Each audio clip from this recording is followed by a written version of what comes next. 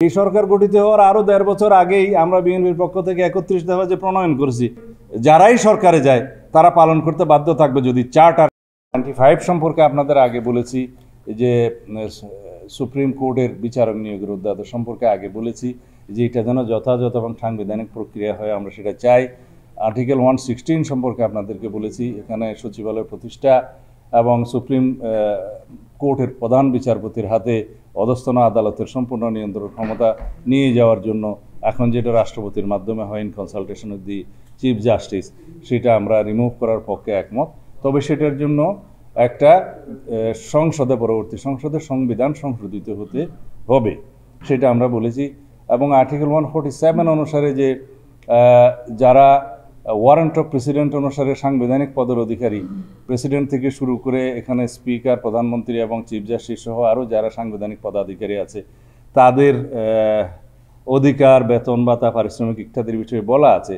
সেই জায়গায় আমরা মনে করি না যে ম্যাজিস্ট্রেট এবং অন্যান্য বিচার কর্মবিভাগে নিয়োজিত যারা আছেন তাদেরটাও এখানে এই অবস্থায় সংবিধানের 147-এ ওয়ারেন্ট অফ প্রেসিডেন্টের এই জায়গায় আনা উচিত। তাহলে পরে অন্যান্য কর্মবিভাগের মধ্যেও একই দাবি উঠতে পারে। সব কিছু সংবিধানে থাকে না, এটা আলাদা আইন করে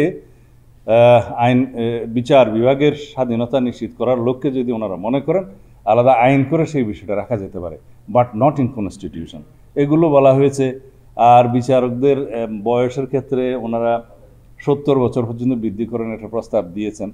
সেই বিষয়টাতে আমরা বলেছি যে এটা আরও পর্যালোচনা করা দরকার, কারণ অন্যান্য কনস্টিটিউশনাল বডি অথবা কনস্টিটিউশনাল বডির বাইরেও দেশে বিভিন্ন প্রজাতন্ত্রের কর্মে যে সমস্ত ডিপার্টমেন্ট আছে তাদের মধ্য থেকেও একই দাবি আসতে পারে সবার বয়স বাড়ানোর ক্ষেত্রে। সেটা একটা বিশদ পর্যালোচনার দাবি করে আলোচনার দাবি রাখে, সেই জন্য আমরা এটা এখনই বিবেচনা না করার পক্ষে মতামত দিয়েছি। তারপরে সেটা আলাপ আলোচনা করে দেখা যাবে।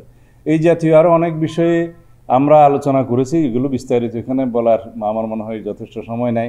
তাহলে বিচার বিভাগ নিয়ে আলোচনা হলো, প্রশাসন নিয়ে আলোচনা হলো, দুর্নীতি দমন কমিশন নিয়ে আলোচনা হলো, তার আগে নির্বাচন ব্যবস্থা সম্পর্কে আলোচনা হলো, এবং তার আগে দুপুরের আগে আপনাদের সাথে সংবিধান সংক্রান্ত যে সংস্কার কমিশনের রিপোর্ট এটা নিয়ে ডিটেইল আলাপ করেছি।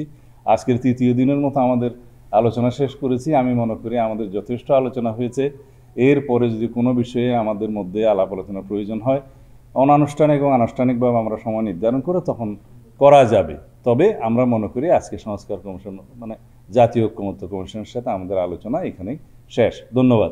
যেসব বিষয়ে আপনারা মতানৈক্য প্রকাশ করেছেন, এই বিষয়ে দ্বিমত প্রকাশ করেছেন, কমিশন কি বলেছে আপনাদের এই বিষয়ে? এটা কোনো প্রশ্ন হলে যেগুলো মতানৈক্য করেছে সেটা মতানৈক্য, আর যেগুলো আমরা একমত হয়েছি অথবা আংশিক একমত হয়েছি অথবা কাছাকাছি আসতে পেরেছি সেগুলো প্রায় সব লিখিত তালিকা আপনাদের আমার পক্ষে যতটুকু সম্ভব হয়েছে আমি আপনাদের দিয়েছি, লিখিতগুলো দিয়েছি, ওখানে দেখবেন। আমরা ডিসকাশনের জন্য উই আর ওপেন। আমরা সংস্কারের জন্য, বিএনপি হচ্ছে সংস্কারের প্রথম প্রস্তাবক। এই সরকার গঠিত হওয়ার আরও ১.৫ বছর আগেই আমরা বিএনপির পক্ষ থেকে ৩১ দফা যে প্রণয়ন করেছি তার মধ্যে মুদ্রা কথায় মূল কথাগুলো, প্রিন্সিপালগুলো লেট ডাউন করা আছে। এখন সংস্কার কমিশনগুলো গঠিত হয়েছে এই সরকার আসার পরে, সেটা আমাদের কাজটা একটু এগিয়ে থাকলো, এবং এই সংস্কার কমিশনের মধ্য দিয়ে যে সমস্ত রিপোর্টে জাতীয় ঐক্যমত্য সৃষ্টি হবে সেগুলো আমরা অবশ্যই যারাই সরকারে যায় তারা পালন করতে বাধ্য থাকবে যদি চার্টার সই হয়, সেটা কাজটা এগিয়ে থাকলো। এখন যদি আমাদের সাথে আরও আলোচনার প্রয়োজন হয়, ওনারা যখনই আমাদেরকে আহ্বান করবেন আনুষ্ঠানিকভাবে আমরা তৈরি আছি, আমরা আলাপ করব। নির্বাচন কমিশন প্রস্তাবনা দিয়েছে যে জেলা পরিষদ সমন্বয় কাউন্সিল,